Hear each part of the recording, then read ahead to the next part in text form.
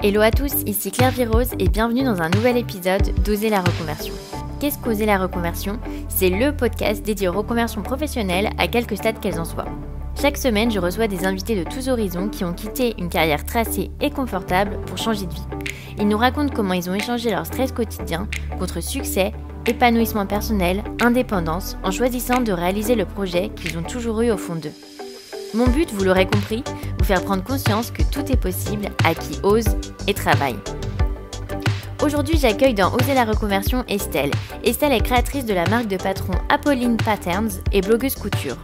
Vous la connaissez sans doute pour son blog sur la couture, Someplace Called Home, ou sur Instagram, @estelle-spch. Un sujet qui me parle, vous vous en doutez. Si vous voulez saluer Estelle ou en savoir plus sur ses activités, vous pouvez la retrouver sur son blog ou via Instagram pour lui faire un petit coucou. Je vous mettrai en tout cas tous ses contacts dans les notes de l'épisode.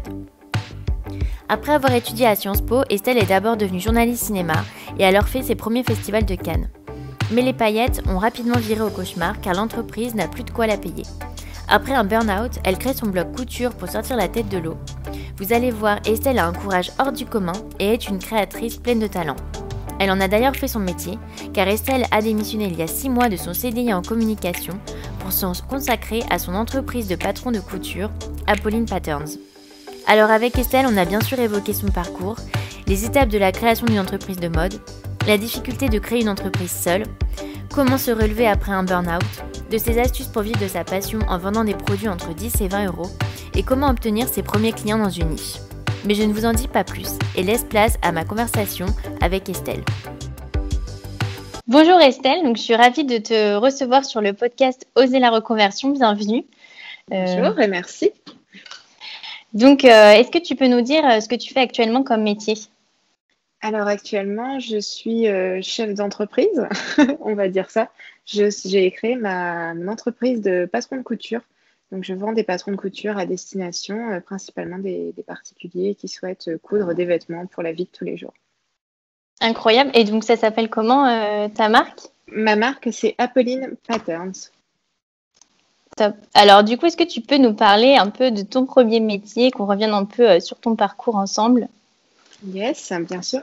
Alors mon premier métier, c'était pas du tout ce que je fais actuellement. J'étais journaliste dans le cinéma.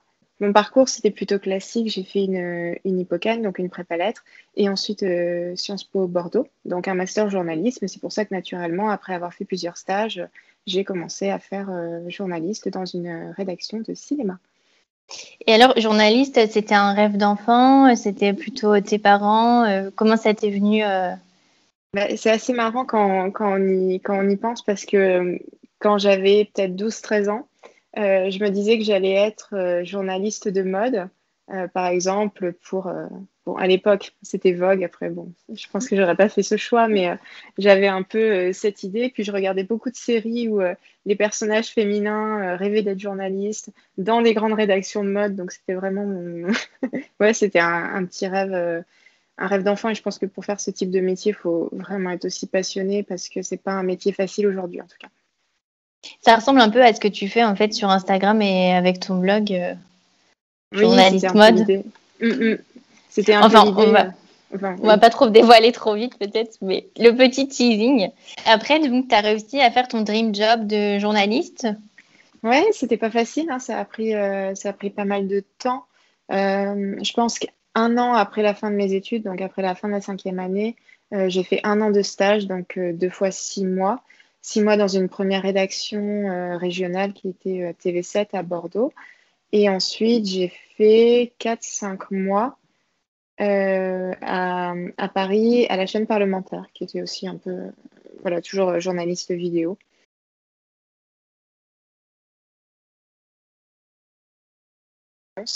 Et du coup, qui était dans une agence de production de cinéma. Donc, on faisait une émission hebdomadaire d'environ 6 ou 7 minutes, exclusivement consacrée au cinéma. Donc, c'était un job, vraiment pour le coup, c'était super.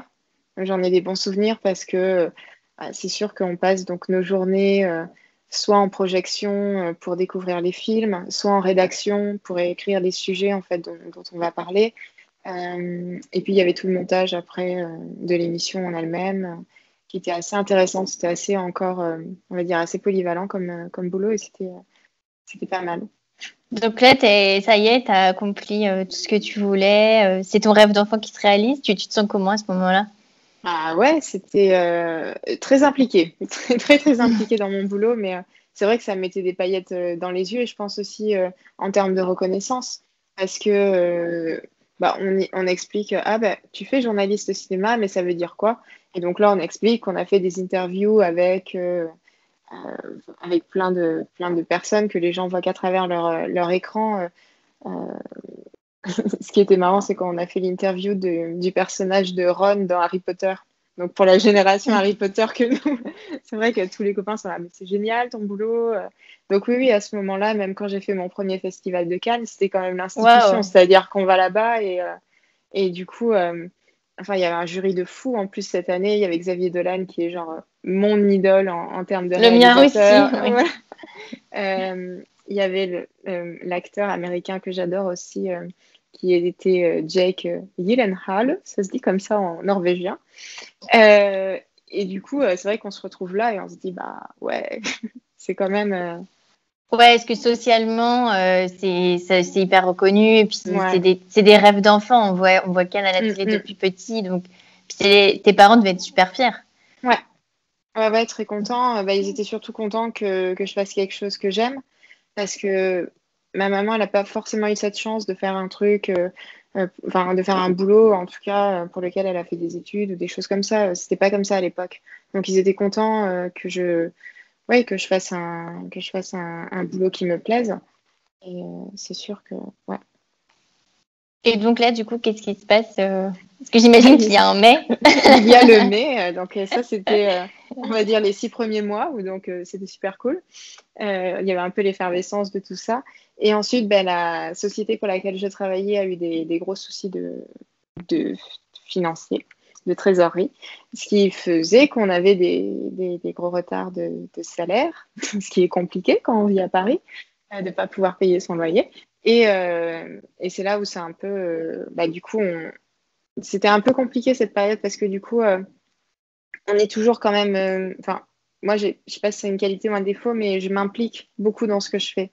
Et, euh, et du coup, là, ben, je trouvais qu'il était compliqué de continuer à s'impliquer, mais en même temps, j'arrivais pas à ne pas m'impliquer, tout en, du coup, n'ayant pas de revenus à cette époque. Donc, c'était très compliqué. Et finalement, le gérant de la société a décidé de procéder à des licenciements économiques. Donc, parce qu'il ne pouvait juste bah, plus payer, quoi. Et c'est là où, du coup, bah, je me suis retrouvée un peu, pas un peu, complètement au chômage. Mais c'était, bon, ça s'est un peu cassé la figure. Je me suis retrouvée en chômage, mais la personne, le gérant n'était pas très honnête. Du coup, je n'ai touché mon chômage, en fait, que quand j'ai retrouvé un emploi, donc 3 mois après. Donc, un peu compliqué la fin de contrat, on va dire. Et je pense que c'est peut-être ce qui m'a vraiment, ça m'a un peu, je sais pas comment l'exprimer, mais c'est un peu ce moment-là où on fait un rejet de tout en fait. Où je me suis dit non, journaliste, si c'est pour que ça se passe comme ça, avec plus jamais quoi. C'était le salariat en général, le métier de journalisme. C'est quoi que tu ressens à ce moment-là? Disons que pendant ce moment, donc dès que je me suis fait licencier, j'ai commencé à rechercher du boulot comme journaliste. Où je me suis dit bon, je vais trouver. Le souci, c'est que dans le cinéma, il y a environ 30 journalistes hein, en France, enfin à Paris, Île-de-France. Donc, autant dire que les places sont très, très chères. Et, euh, et même trouver d'autres boulots, comme par exemple BFM TV, qui recrutent plus facilement des JRI, puisqu'ils sont sur des. Comment dire? JRI, c'est journalistes reporters d'images. Mais ils ont D'accord. des. Enfin, ils sont sur du 24-24, donc ils ont besoin de main-d'œuvre. Donc, ça, c'était les boulots à l'époque les plus accessibles. Mais en même temps, c'était très compliqué et ils recrutaient que, effectivement, des pigistes. Donc, sans contrat, c'était quand on t'appelle. Donc, ouais, à ce moment-là, je me dis, j'ai pas envie de repartir dans un boulot pas safe financièrement. D'accord. C'était vraiment ma hantise parce que vraiment, j'ai passé 4 mois à me demander, enfin, si j'avais pas eu mes parents qui avaient payé mon loyer, là, je sais pas comment j'aurais fait. En plus, bon, j'étais en couple à l'époque, donc enfin, même toujours d'ailleurs, on était en couple, on venait d'emménager ensemble. Du coup, quand on commence à emménager ensemble et qu'on ne peut pas payer sa part de loyer, c'est Ouais, c'est compliqué. pas évident. Non, Et puis, c'est il y pas a un peu compliqué. c'est un peu la désillusion où tu as fait des super études, tu t'es donné au max Mmh, pour arriver à ton dream job et puis tu as la réalité ouais, qui te rattrape. c'est ça. Ouais, ouais. Et puis, même dans la manière dont sont considérés, en tout cas, les journalistes enfin, même par les recruteurs, les nouveaux, enfin, les jeunes journalistes, ils prennent, ils jettent. Enfin, il n'y a pas du tout la vision de se dire, bon, bah, cette personne, je la fais travailler, elle va se donner, bon, elle mérite un salaire décent ou des choses comme ça. Il n'y avait pas du tout ça, en fait. Et c'est pour ça que j'ai un peu rejeté ce milieu parce que je me suis dit, finalement, après y avoir travaillé 1 an et demi, est-ce que je me vois, moi, travailler comme ça, comme une dingue, donc à faire 10 heures à peu près par jour? Parce que le métier de journaliste cinéma, ça commence pas trop tôt, mais on a souvent des avant-premières le soir, donc c'est aussi du temps travaillé où on passe pas qu'on passe pas à la maison. Et je me suis vraiment dit, est-ce que c'est comme ça que je visualise mon futur? Et puis aussi, du coup, l'équilibre un peu vie perso, vie pro par rapport aux amplitudes horaires. Ouais, Mm. ben, c'est sûr que moi, en plus, j'ai un tempérament un peu casanière. J'aime pas trop sortir le soir en semaine, je préfère réserver ça au week-end. Et c'est vrai que faire le pied de grue à la fin d'une avant-première ou au début, même à 20h30, quand les acteurs arrivent, bon, c'est sympa, mais je me voyais pas faire ça 20 ans, quoi. Ouais, ouais. Et donc, du coup, après, tu retrouves un travail. Qu'est-ce que tu fais, du coup Et ben, j'ai justement, je classais un peu, c'est horrible de dire ça, mais je classais un peu les annonces que je pouvais rechercher. Déjà par le salaire, parce que j'étais vraiment un peu, pas vraiment, ça m'a. Ouais. Traumatisée, quoi. Ouais, j'étais Mm. traumatisée, c'est ça. Du coup, je me suis dit, quitte à faire, parce que je savais que j'allais plus faire journaliste, j'allais faire quelque chose que j'aimerais forcément moins. Je me suis dit, quitte à faire quelque chose que j'aime moins, bon, bah, je vais au moins essayer d'avoir une situation Mm. financière correcte. Et du coup, j'ai postulé à une annonce et j'ai commencé. Et c'est là où tout s'est cassé la figure parce que j'étais trop contente de recommencer. Je me dis super, nouveau souffle. Et en fait, là, c'est là que j'ai fait mon burn-out, que j'expliquais pas en fait comme ça dès le début. J'ai mis 6 mois hein, à poser le nom, hein. Mais j'ai eu assez rapidement en fait, des espèces de maux de tête tout le temps, quoi. Du matin au soir, quoi. Vraiment toute la période où j'étais éveillée, je me suis dit, tiens, je suis malade, j'ai fait des examens, tout ça, rien du tout. Et en fait, je pense que j'avais vraiment été, pour le coup, traumatisée par ce qui s'était passé avec mon ancien boulot, que il m'a fallu pas mal de temps après pour réaccepter un peu de reprendre un nouveau travail et que les relations soient normales. Mais bon, C'est après, peut-être ça a le pris. Ouais, contre-coup, quoi, en fait. Le ouais, je contre-coup pense. de.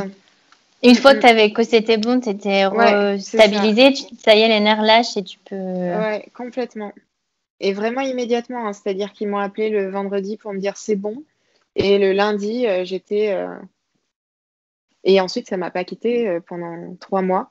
Alors, j'ai tenu bon avec les maux de tête les 3 premiers mois pour avoir le préavis, ce qui était horrible, hein, C'était vraiment c'est compliqué. Là, mes parents se demandaient comment on allait s'en sortir. Mais ensuite, au bout de 3 mois, quand mon préavis a bien été confirmé, du coup, j'ai été obligée de m'arrêter. J'en pouvais plus, hein, nerveusement. J'avais tout donné pour prouver que oui, j'étais bien là comme il fallait, on va dire. Et ensuite, bah, j'ai fait 1 mois et demi d'arrêt maladie pour me remettre. Et ensuite, ça allait mieux. Et Et comment, enfin, t'expliques ça quoi, du coup, comment t'as fait j'ai pour.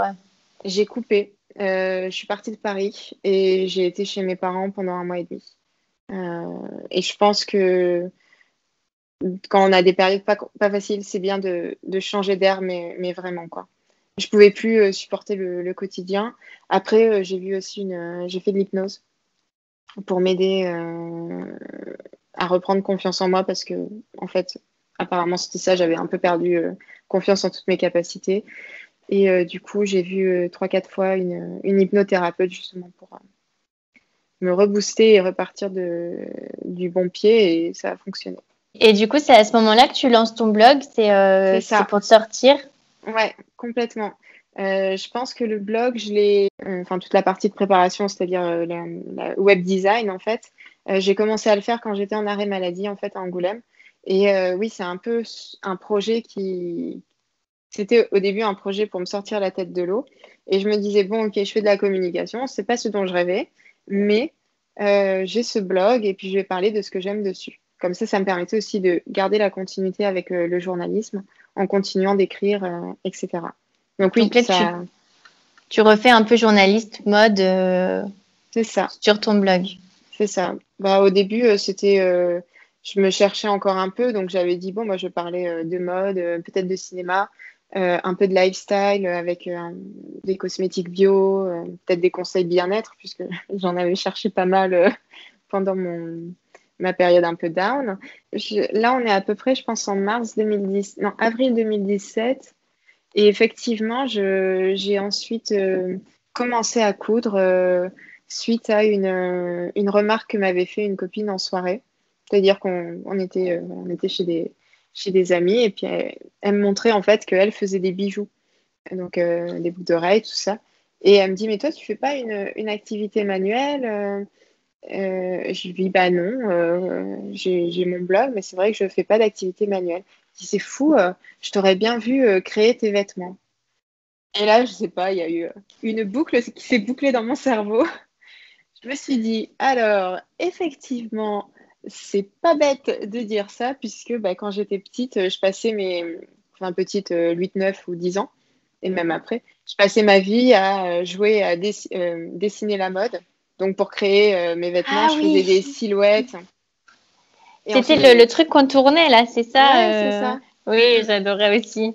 Ouais. Et ensuite, j'ai continué une fois que j'avais épuisé le stock de dessiner, c'est la mode, je continuais à faire moi-même mes propres silhouettes. Alors, en général, c'était des personnages de BD ou de dessins animés que j'aimais bien et je les habillais ensuite comme je voulais.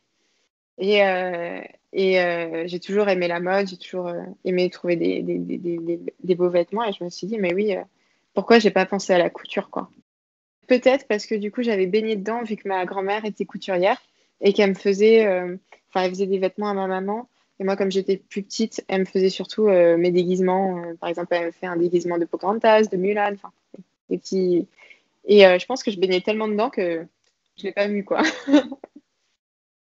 Ouais, t'as peut-être moins eu le manque parce que c'était déjà présent dans ta vie ou tu vois Ouais, ce où que je je veux me dire. suis. Ou alors, j'ai vraiment pensé que c'était terminé parce que bah, ma grand-mère a fait ça toute sa vie jusqu'à l'arrivée du prêt-à-porter finalement, où les commandes ont chuté et elle s'est retrouvée avec bah, du coup plus d'activité. Donc je pense que voilà, pour moi, c'était un autre temps, quoi. Elle était couturière professionnellement, du coup. Ouais. Oui, oui, elle avait son entreprise. Ouais. C'est incroyable. Mm. C'est fou parce que enfin, moi, je crois beaucoup aux traditions, au destin, aux choses qui se transmettent. On Mm, dirait que ça mm. s'est transmis sans que Sans c'était que ça se... là. Ouais. Voilà. C'est bizarre parce que du coup, c'est vrai qu'on n'a jamais fait de couture ensemble. Moi, je l'ai très rarement vu coudre. Et les seules directives qu'on avait, c'est surtout ne mettez pas vos mains sous la machine. Elle l'a débranchée à l'époque quand on venait passer des semaines de vacances ou le mercredi après-midi. Et non, vraiment, on n'a pas. J'ai un peu fait ça dans mon coin. Et puis un jour, je lui ai dit, bah, tu sais, mamie, je me suis mis à la couture. Et elle m'a dit, ah bon? Et finalement, ça nous a un peu plus rapprochés maintenant. C'est-à-dire que maintenant, quand on s'appelle, bah, du coup, on peut passer 20-25 minutes à discuter de ah, bah, c'est quoi tes nouveaux modèles. Quand je vais les voir, en général, je ramène quelques vêtements pour lui montrer. Et donc, quand tu apprends la couture par toi-même, et après, comment tu passes au patron? Parce qu'on peut rester toute sa vie à coudre sans Mm. forcément faire des patrons. Donc, comment t'es passé de l'un à l'autre Bah, je pense que c'est ce qui m'intéressait le plus, c'est-à-dire que la couture, c'était plus le moyen de donner vie à ce que j'avais dans la tête. C'est-à-dire que je me suis pas dit, je vais coudre des patrons de créatrice. En fait, j'ai acheté mon premier patron M comme Marie, donc un patron classique. Et en fait, dès le début, j'ai voulu changer des choses. Je voulais rajouter des festons, je voulais euh, ouais, ou rajouter une basque à volant. Enfin, je voyais d'autres trucs. Et en fait, très vite, j'ai commencé à plutôt faire ça, c'est-à-dire à prendre. Je n'ai pas cousu beaucoup de patrons. Je pense que pour commencer, j'en ai cousu 3. Et ensuite, je me suis directement intéressée comment on construisait son buste de base par rapport à ses mesures et comment ensuite faire des pièces par rapport à ça. Et c'est là en fait que j'ai commencé. Et du coup, sur Instagram, je partageais des créations, comment on pourrait dire, originales, enfin qui n'étaient pas d'après un patron. Et je pense que c'est peut-être ça aussi qui a plu et qui a commencé à faire naître un peu l'idée que ça pourrait être possible peut-être de créer des patrons. Quand je postais des looks, j'avais souvent des commentaires qui me disaient ah, mais c'est génial, est-ce qu'on pourrait avoir un patron ou des choses comme ça? Et je me suis dit ah, il y a peut-être quelque chose à faire. Et c'est ce qui s'est confirmé. Au début, donc j'avais vraiment surtout mon blog. Et je pense qu'il y a 2 ans et demi ou peut-être 3, j'ai dû sortir 2 premiers patrons, dont Portofino. C'est un petit top avec des volants.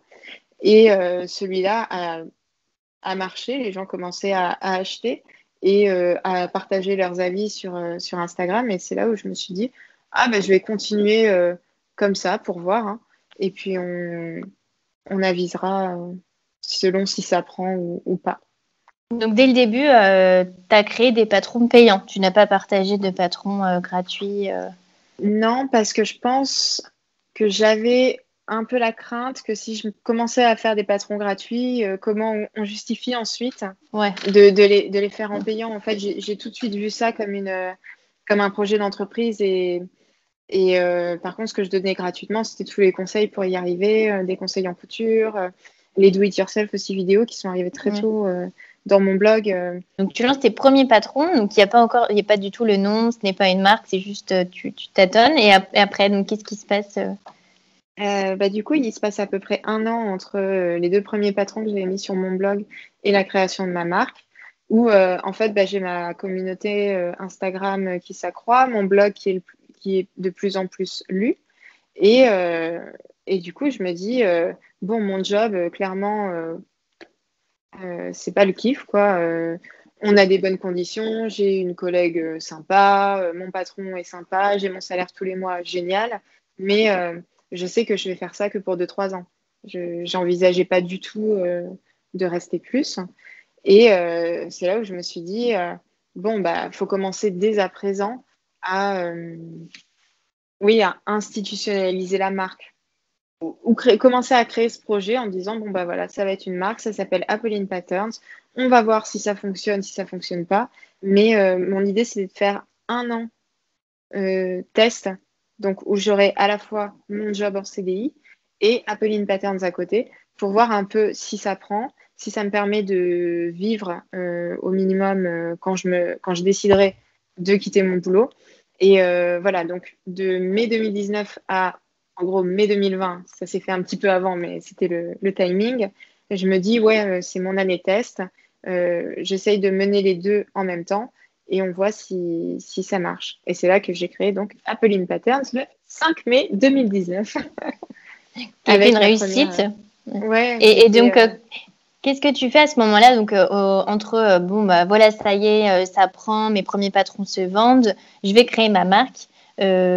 Ça a été quoi tes premières actions? Comment tu as fait pour justement créer une image de marque, faire que ça ait l'air professionnel? Est-ce que tu peux expliquer toute ta croissance pour donner un peu un plan concret pour les auditeurs?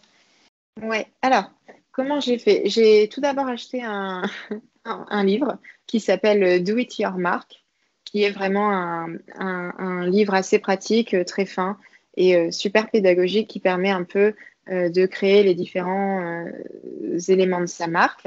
Et donc, j'ai un peu suivi la progression du livre en prenant ce qui ne m'intéressait pas particulièrement. La première chose, c'était de trouver un nom pour déposer ensuite à l'INPI la marque. Ça m'a pris, je pense, 3 mois. Je pense que j'ai mis 3 mois à trouver un nom parce que tout ce que je trouvais était déjà pris. Je voulais à la base un nom qui puisse, exprimer à la fois donc le féminin, puisque je fais des patrons de couture pour femmes, mais aussi toute cette recherche de confiance en soi à travers les vêtements qu'on porte, confiance en soi aussi de pouvoir les confectionner. C'est toujours quelque chose qui est très gratifiant. Donc je voulais que ce nom apportent ça ou transmettent ça. Et au début, je voulais appeler ma marque Divine, donc Divine Paris. Je trouvais que ça collait bien. Mais c'était déjà fait par une marque de bijoux, je crois. Alors, j'ai cherché après, j'ai toujours été sensible aux prénoms, à leur signification. Donc, j'ai commencé à prendre un livre des prénoms. Alors, je feuilletais tous les soirs en rentrant du boulot les différents prénoms et leur signification. Et j'ai trouvé Apolline, que je trouvais déjà très chantant, avec de belles sonorités, et qui me faisait penser donc, au masculin, à Apollon, donc la recherche de la beauté. Et je me suis dit, je vais me mettre au féminin, Apolline, c'est très joli. Et puis, j'y adjoins Patterns pour qu'on sache que c'est des patrons de couture. Et voilà. Donc, une fois que le nom est créé, je l'ai déposé à l'INPI. Et ensuite, je ne me suis pas trop perdue dans l'univers visuel. Je me suis dit que j'avais un peu commencé à le dresser. Donc, on est sur des tons très roses, très doux. Quelque chose d'assez souriant aussi. Je pense sur les photos, j'aimais pas trop faire la tronche ou des choses comme ça, un univers, on va dire, bienveillant. Mais je me suis pas perdue dans, par exemple, l'uniformisation de toutes les polices textes ou des teintes de couleurs précises, parce que c'est vrai que ces livres, ils ont donc l'avantage de tout présenter, mais c'est vrai qu'on peut passer un an à préparer son projet dans les moindres détails. Et bon. Moi, je préférais me lancer un peu et puis gérer les détails de police ou de couleurs très uniformes dans un second temps. Donc la seconde action, ça a été surtout ensuite de créer les patrons, de les faire tester, de faire un site internet. Donc ça, j'utilise WordPress. Comme je fais des blogs depuis pas mal d'années, du coup, j'ai les compétences pour créer le site, mais on peut faire appel à des gens qui savent très bien, ou alors il y a des formations, je crois, qui doivent bien exister sur le sujet, même si elles sont payantes, c'est toujours un bon investissement. Oui, j'ai prévu justement, tu me fais une bonne transition, que j'ai prévu justement de sortir une formation sur comment créer son e-shop qui va sortir bientôt. Parce que c'est vrai qu'en fait, on pense que c'est compliqué et qu'il faut l'aide d'un webmaster, alors qu'en fait, non, c'est quelque chose qu'on peut faire soi-même. Si on nous explique un peu, c'est faisable. Ouais, les interfaces WordPress, franchement, elles sont super pédagogiques. Tout est préguidé, donc si on suit bien et on prend assez rapidement l'habitude, et puis une fois qu'on l'a, ça ne changera pas, quoi. Il y a des menus modifications au fil des mises à jour, mais une fois qu'on maîtrise... Et après, pour tout ce qui est packaging, parce que toi, tu as vraiment des packaging qui sont super beaux, avec des petits dessins, des petites pochettes. Comment tu as fait aussi pour trouver ton imprimeur? Parce que est-ce que tu as dû avoir un nombre de commandes limité? Parce que j'imagine que quand c'est un imprimeur professionnel, il faut investir de l'argent. Alors, pas tant que ça, en fait. C'est vrai que j'avais une idée assez précise des pochettes. Parce que j'aimais bien le côté craft qui rappelait le côté artisanal. Pour les impressions des patrons, alors on n'est pas du tout comme dans le prêt-à-porter où il y a des minimums qui s'appliquent au niveau des usines et qui peuvent compliquer les choses. Et ce qui a été le plus compliqué, c'était de trouver les pochettes cartonnées. Trouver des pochettes cartonnées parce que, évidemment, quand on lance une entreprise, on n'a pas encore les fonds. Du coup, pour quelque chose qui puisse quand même ressembler à quelque chose, qui soit pas trop onéreux. Et j'ai trouvé j'ai passé beaucoup de temps sur les pochettes. Je pense que là aussi, j'ai dû passer 3 mois à trouver les différents composants des pochettes. Et les pochettes, je pense que j'ai pas encore le truc le plus optimisé, mais c'est des pochettes à plier soi-même, en fait. J'ai trouvé que ça qui se rapprochait vraiment de l'idée de ce que j'avais en tête. Et tout ce qui est dessin sur les pochettes, c'est toi qui le fais? Ouais. Ouais. Donc, tu as tout fait toi-même, du coup, dans la création de... Tu as fait appel à... J'ai fait appel à aucun prestataire. Ce qu'on peut faire, en tout cas au niveau de mes jaquettes, donc le dessin du vêtement, c'est moi qui le fais, puisque forcément, c'est un dessin qui sort de mon imagination. Les fonds, il y a plein de bibliothèques maintenant Alors, c'est payant, on paye en général une mensualité qui doit être... ça dépend des plateformes, mais d'environ 15 à 20 euros. Et là, on a accès à plein de documents numériques qu'on peut utiliser à des fins commerciales. Et par exemple, moi, les fonds de mes jaquettes, c'est des illustrations qui ont été proposées par des gens dont c'est le métier. Ils les mettent en vente, on les achète et on a le droit de les utiliser de manière commerciale. Ça s'appelle comment, du coup, ce site d'illustration? Alors, il y en a, Ouais. moi je suis abonnée à deux. Il y a Creative Market, qui est donc un site anglais où il y a pas mal de choses, hein. Il y a même des fonds pour les stories. Il y a des pages type web. Enfin, il y a plein de choses. Des pages type newsletter aussi, des éléments d'illustration si on veut des fleurs, si on veut. Enfin, vraiment plein de choses. Et le second, c'est Envato, qui est D'accord. aussi un site par lequel je passais pour acheter les thèmes WordPress. Comment se passe ce test? Est-ce que ça dépasse tes attentes? Alors, ce qui dépasse mes attentes, c'est surtout les lancements de collection. Parce que bah, mes premiers lancements, voilà, on dit chouette, ce dimanche, il y a un nouveau patron. Et puis, on a 15-20 commandes. Déjà, on est trop content parce que les gens achètent. Mais 15-20 commandes avec le prix d'un patron, ce qui nous permet de vivre un mois voilà, sans aide autre. Et la première collection qui est lancée en mai 2019, franchement, je ne l'avais pas vu venir parce que je suis vraiment passée du moment où j'avais pas institutionnalisé ma marque, donc où j'avais quelques commandes par-ci par-là, à la première collection Apolline Patterns où les gens étaient enfin, vraiment assez mobilisés. Donc j'ai eu beaucoup de commandes, plus que je pensais. Je me rappelle que j'ai dû refaire imprimer des pochettes en urgence parce que j'en avais plus le dimanche soir. Donc premier lancement, super. Après, ça me faisait quand même un bon complément, en tout cas de revenus. Donc heureusement que j'avais encore mon salaire à l'époque parce que ça ne me permettait pas de vivre en tout cas au même niveau de vie que mon salaire de l'époque. Deuxième collection lancée, bah, du coup, ce qui est intéressant, c'est que le lancement est encore meilleur qu'en mai. Donc, je me dis, il y a une croissance. C'est de plus en plus de gens qui sont mobilisés autour de la marque. Donc, c'est toujours très encourageant. Et ça Et te rassure, du coup, de plus ça en plus? rassure. Ouais. Où je me dis, bah, donc là, on était en octobre. Je me dis, bah, là, ça commence quand même à se stabiliser. C'est-à-dire que j'avais à peu près les mêmes niveaux de revenus au niveau de mes ventes par mois, excepté les mois de lancement qui sont un peu particuliers. Mais ensuite, je pense quand on est chef d'entreprise, on apprend à lisser sur l'année, c'est-à-dire qu'il y a des Mm. mois de lancement, il y a des mois plus creux. Mais voilà, il faut gérer son argent différemment que quand on est en CDI où le même salaire tombe tous les mois. C'est-à-dire qu'il y a des mois où effectivement, il y a plus de revenus, il ne faut pas tout épuiser parce que ça Mm. servira les mois suivants. Donc, il y a un peu ça à garder en tête. Et du coup, là, en octobre, je me dis, bon, ça se stabilise. Peut-être qu'on va un peu précipiter le calendrier. Donc, je pense qu'en octobre 2019, c'est là où je me dis, je suis pas sûre de vouloir encore attendre donc les 8 mois qui me restent avant de quitter mon CDI, comme on avait dit.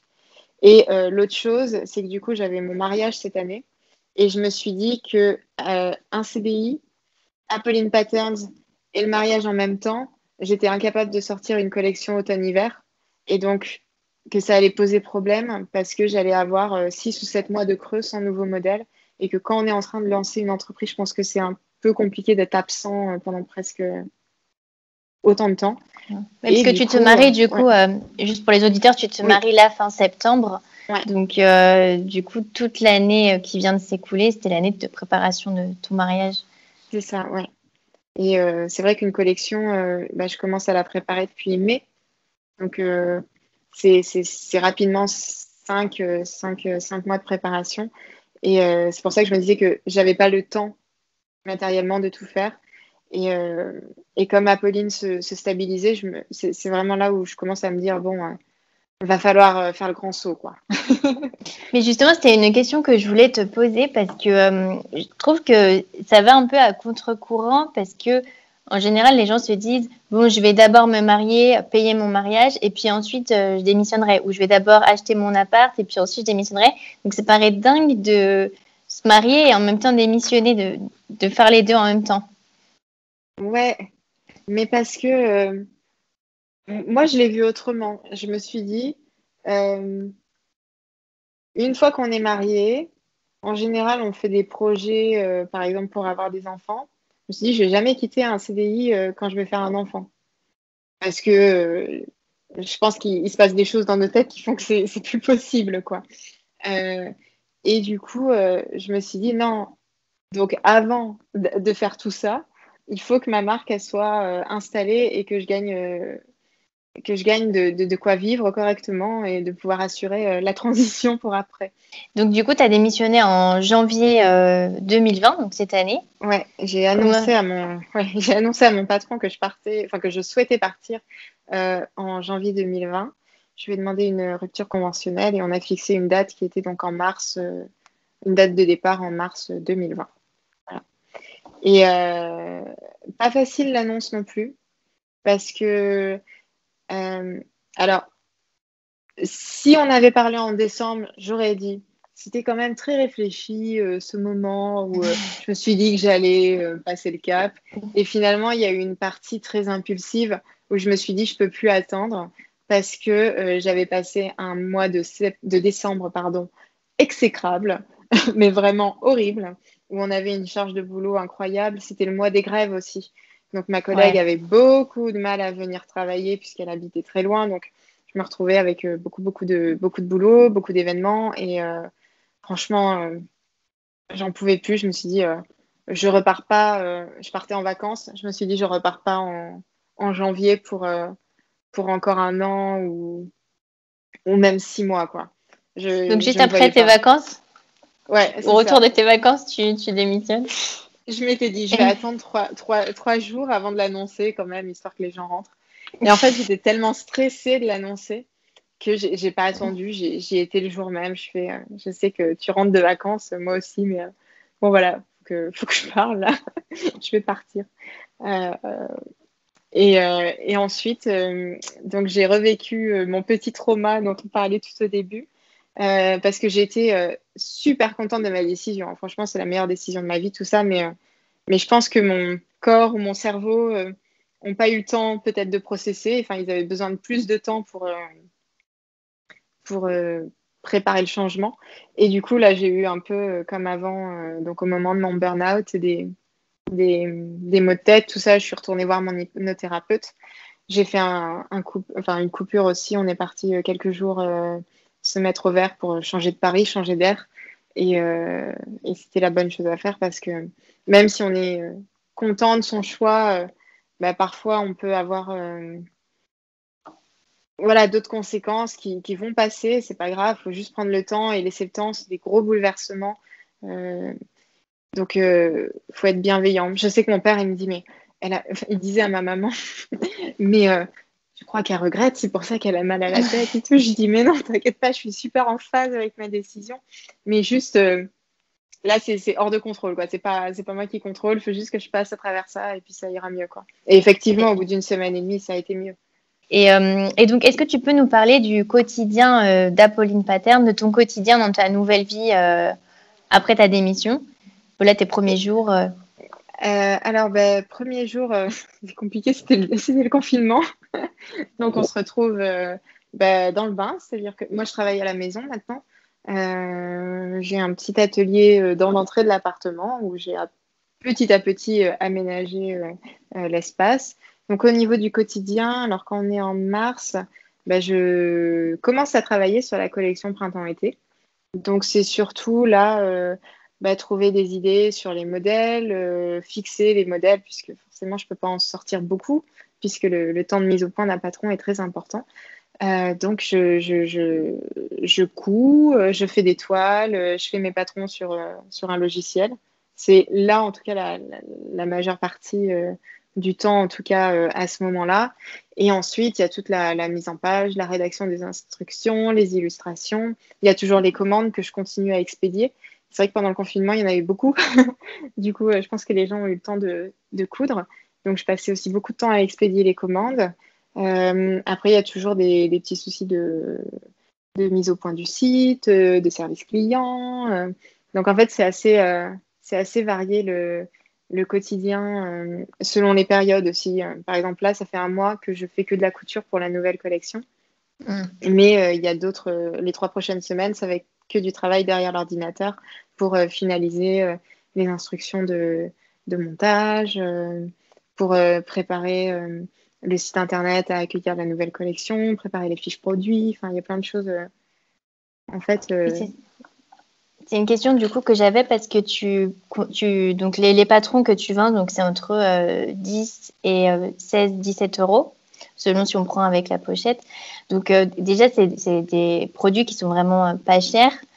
Et toi, tu produis un travail très qualitatif parce qu'en plus, tu vas faire pas mal de tutos sur YouTube pour expliquer pour chaque modèle et tu produis aussi beaucoup de contenu gratuit avec tes articles de blog où tu proposes des nouvelles versions de tes patrons. Donc, c'était un peu ma question, c'était comment tu fais finalement pour vivre de produits qui sont si peu chers et comment tu arbitres avec tout ce contenu gratuit? Est-ce que tu as envie justement de proposer peut-être des formations payantes Pour le secret du business plan quand on veut faire de la création de patron, c'est qu'il faut vendre beaucoup.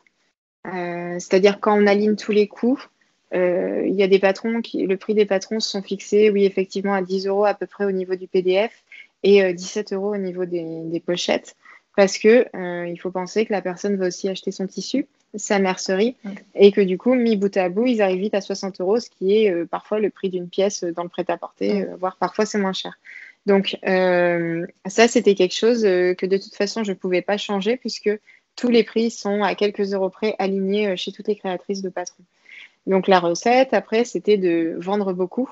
Et en fait, c'est pour ça que je fais autant d'efforts de communication. C'est justement pour trouver de nouveaux clients, en tout cas en avoir assez pour pouvoir vivre ensuite correctement, ne pas avoir trop de problèmes en fin de mois. J'ai pensé à faire des formations qui seraient effectivement payantes. Pour le moment, j'ai matériellement pas le temps de sortir des collections et de proposer des formations payantes parce que c'est beaucoup de travail de tournage, de service client et toute seule, c'est trop compliqué. Donc, moi, je vois plus tous les do-it-yourself en fait comme une carte de visite. C'est-à-dire que c'est peut-être aussi ça qu'il faut faire quand on commence à faire une entreprise, c'est vraiment connaître sa cible, connaître ses clients. Et je sais que j'ai beaucoup de personnes qui cousent et qui n'ont pas forcément confiance en elles et qui n'osent pas en fait se lancer dans la réalisation d'une pièce parce qu'elles se disent de base que ça va être trop compliqué et qu'elles vont pas y arriver. Et du coup, moi, avec ces do-it-yourself, la stratégie, c'est un peu de dire, venez, je vous prends par la main et vous allez voir, tout va bien se passer. Et après, vous allez être super contente d'avoir une pièce que vous avez cousue et puis vous trouverez ça génial parce qu'en plus, vous pensiez que vous ne pouviez pas le faire avant. Donc, il faut arbitrer en fait entre ce qui est peut-être un argument de vente, entre guillemets, et ce qui peut vraiment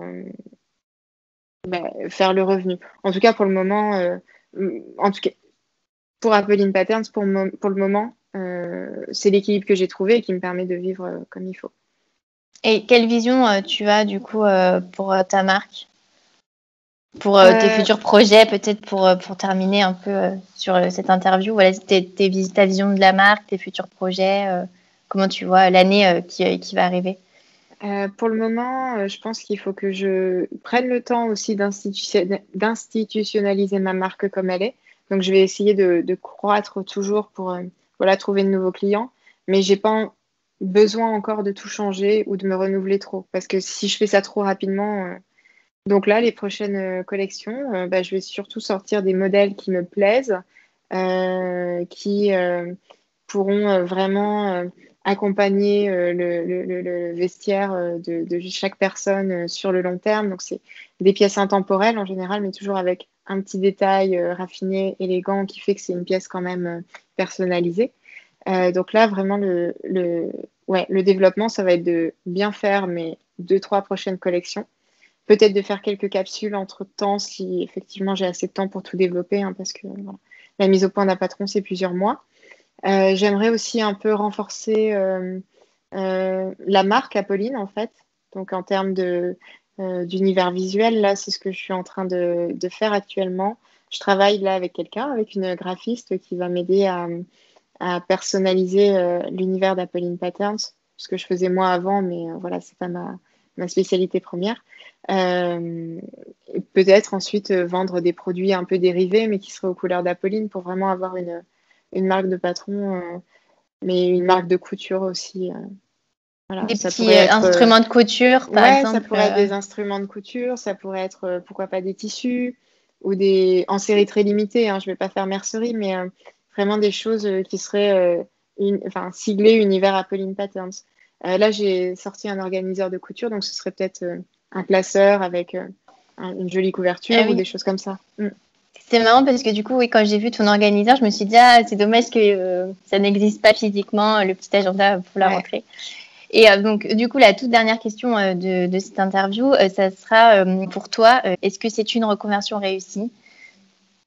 Pour moi, Apolline, oui. Je sais pas si on peut dire reconversion parce que j'ai pas fait de formation ou j'ai pas fait la reconversion classique.